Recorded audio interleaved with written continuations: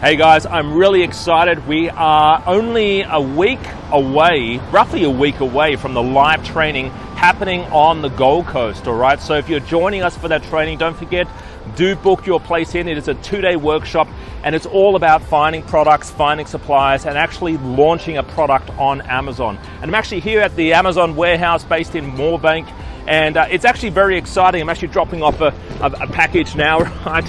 So guys, it's very exciting. We are going to be going at this training through, like I said, finding products, using eGrow, using the software, what to look for, and basically expanding out your product selection, sort of like jumping on different niches and expanding and building on your product selection. Also, we're going to be looking at suppliers, so suppliers on Alibaba, but also other countries, because it isn't all about China. And obviously right now, they've got some issues right now happening in China. So it isn't all going to be about China. It's going to be about a lot of other countries out there that I'm going to show you how to source from.